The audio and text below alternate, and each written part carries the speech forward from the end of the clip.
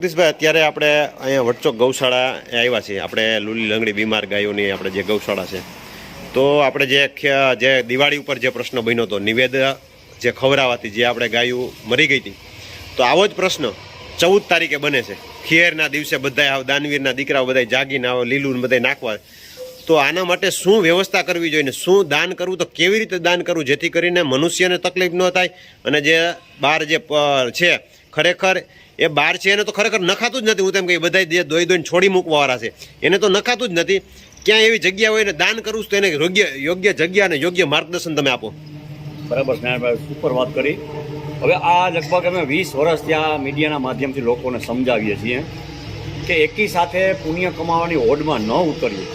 364 દિવસ આ માતા ગાય ભૂખથી વલખા મારતી હોય, તણખના ટુકડા પાછળ દર ભાટકતી હોય, અને તમે એક જ દિવસે પુણ્ય કમાવા માટે અને પુણ્યને બદલે પાપના ભાગીદાર બનો. મારી દ્રષ્ટિએ આટલો બધો અપચો થઈ જાય, કાચો પાકો આહાર એને આરોગવાથી મૃત્યુને ભેટે છે. એટલે ધર્મમાં, શાસ્ત્રમાં અમુક ગલતફહેમીના શિકાર લોકો બનેલા છે. એવો જ કાળી ચૌદસનો એક પ્રસંગ આવે, એ પણ ગાય માટે ઘાતક છે. એના કરેલા નૈવેદ કોઈ ભૂખ્યાને ન ખા પાડાય, કૂતરા, ભૂંડરા અને અન્ય ગરીબ માણસો ન અપાય તો એના નૈવેદ અભડાઈ જાય.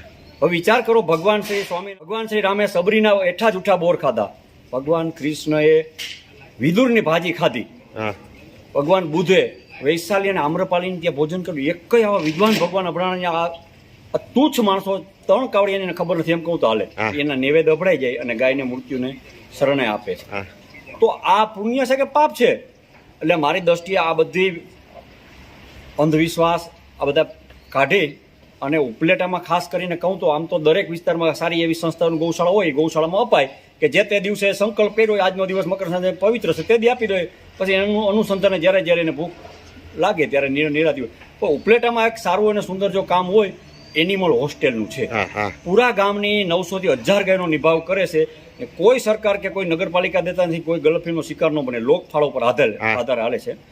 તો એ જગ્યાએ નીરો અથવા પૈસા આપો અથવા તમે જે કાંઈ આપો, ખાણ છે, કપાસી આપો, તો એના પછીના અનુસંધાને જ્યારે ભૂખથી વલખા મળતું હોય માણસ કે જીવાત્મા ગાય, ત્યારે એ સમય એને આપવું યોગ્ય છે ને એ પુણ્ય છે.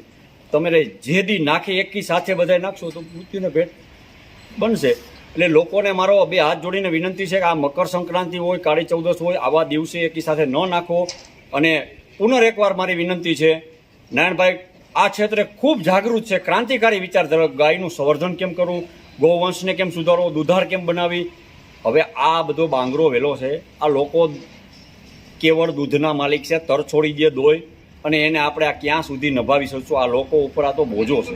એટલે ગૌવંશ સુધારવું હોય ને તો આવા ક્રાંતિકારી વિચારને અનુસરવું પડશે. એનું દૂધ, એના પંચગવ્ય આરોગવા પડશે, એના કૃષિ ક્ષેત્રે એનો ઉપયોગ કરવો પડશે, તો જ આગામી સમયમાં ગૌવંશ બચશે.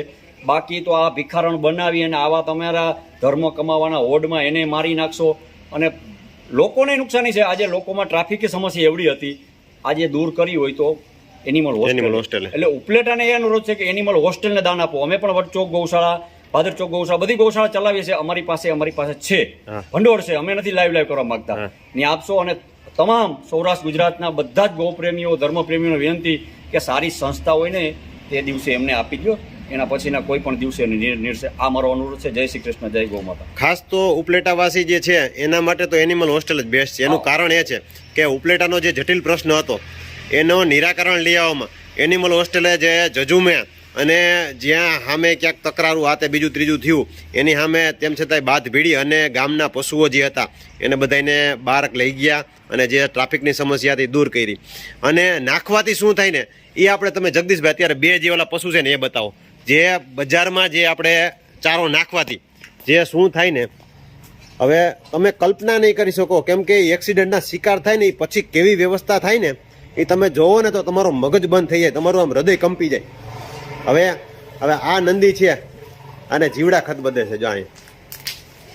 જો રસ્તા વચારે નીણ નાખવાથી અકસ્માતનો ભોગ બનેલ છે. આ નીણનો ભોગ બનેલ છે. રસ્તા રજડતી હોય અને લોકોને પુણ્ય કમાવાની હોડમાં ઉતરે વિચારો છે, જ્યાં રસ્તા ઉપર નાખે બીજું વાહન આને પાડી દે. હવે આનો પગ પગ કપાઈ ગયો, આની ઉપર આખું મેટાડોર ચડી ગયો, નીરણ ખાઈને રસ્તા ઉપર બેઠેલ, તો પછી આરામ કરતો હોય એની માથે અકસ્માતનો ભોગ બનેલો આખો પગ 100%. આ પુણ્ય કે પાપ તમે જાતે રીતે નિરીક્ષણ કરો, પૃથ્થકરણ કરો છો તમારી જાતે. આ પાપ જ આવા કહેવાય. અનેક કેસ છે. આ તમને બે બતાવી સંક્ષિપ્તમાં. આવા જ કેસ આવે છે કે આ ગૌશાળા અમારી અપંગ, લુલા લંગડા, આંધળા અને અશક્ત ને સહાય કરવા વાળી એક સારવાર કેન્દ્ર છે. ગૌશાળા નથી. ગૌશાળા સારવાર કેન્દ્ર. હા. સારવાર કેન્દ્ર છે. અશક્તનું, હા. સારી ઓલાદની ગાયો અમારા નારણભાઈ હા. એનો સંવર્ધન કરવું, સારી રીતે કેમ એને પાલન પોષણ કરવું ઈ નિભાવે છે. ને હરેક જગ્યાએ હું તો કહું, હરેક ગામમાં આ ટાઈપના ગૌ સંકુલ થવા જોઈએ. નારણભાઈ ક્યારે એવા આ તો એક વૃદ્ધાશ્રમની જેમ સમાજ ઉપર બોજો છે. સમાજ ઉપર બોજો ન બને એના માટે સારું સંકુલ બને, સારી ગૌવંશ બને, લોકો એના દૂધ, ઘી, માખણ આરોગતા થાય તો જ એક ગૌવંશ બચશે. બાકી આ રીતે ધર્મ ઉપર બધો બની ગાય બચશે નહીં. બને બધે